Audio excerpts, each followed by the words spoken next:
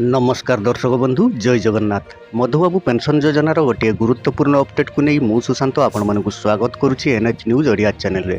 Video को skip न करी शेष जाए देखंतु एवं एही भली नुआ नुआ खबर जानिया पई आम चैनल को सब्सक्राइब करि नियंतु। तबे डेरी न करी चलंतु खबर आरंभ करिवा। दर्शक बंधु मधुबाबू पेंशन योजना रे नुआ आवेदन करिथिबा हिताधिकारी मानक पई आसीगला खुशी खबर। एबे समस्तंकर एप्लिकेशन अप्रूव हेबाकु जाउछि। एही एप्रिल मासरे जो माने नुआ आवेदन करथिले सेमानकर एप्लिकेशन अप्रूव हबो एवं आसंता मासरू सेमाने भत्ता पाइबे बा मधुबाबू पेंशन पाइजिबे। तो दर्शक बंधु आपण माने जानिथिबे प्राय 1 वर्ष पूर्वरु जो माने आवेदन करथिले तांकर मध्य ए पर्यंत मधुबाबू पेंशन योजना रे एप्लिकेशन टी बीएसएसओ पाखरे रहिछि एवं अप्रूव होई नथिला। तो दर्शक बंधु आपण माने जानिथिबे साधारण निर्वाचन पूर्वरु जो माने मध्य आवेदन करथिले तांकर मध्य एप्लिकेशन टी बीएसएसओ पाखरे पेंडिंग होई रहिछि बा अप्रूव होई नाही। आम राज्यर प्राय 6 लाख रु ऊर्ध्व हिताधिकारी योग्य हिताधिकारी जो माने कि आवेदन करथिले ऑनलाइन जरिया रे सेमानकर मध्य भत्ता सैंक्शन होई नाही।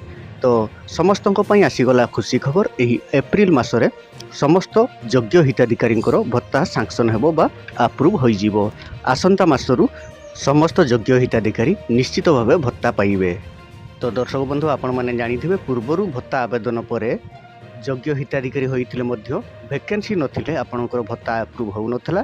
तो चलित बजेट बा 2026-27 बजेट रे सरकार नुआ घोषणा करिसंती बा नुआ बजेट आनिसंती जे जो हिताधिकारी आवेदन करिवे योग्य होइथिले संगे संगे तांकर एप्लिकेशन को अप्रूव करा जिवो। तो एही एप्रिल मासरू ताहा लागू करा जाइछि।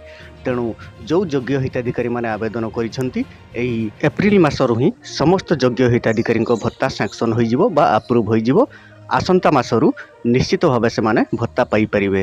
तो दर्शक बंधु आशा करुच्ची यही छोट इनफॉरमेशन टी आपण मानकु भलो लागिथिबो। जदि भलो लागिथाय तबे वीडियो टी गोटे लाइक करि दियंतु। आउ जदि आपण हम चैनल को प्रथम करि आछंती एही भई नुआ नुआ अपडेट पाइबा पई बा नुआ नुआ खबर जानिबा पई हम चैनल को सब्सक्राइब करि नियंतु।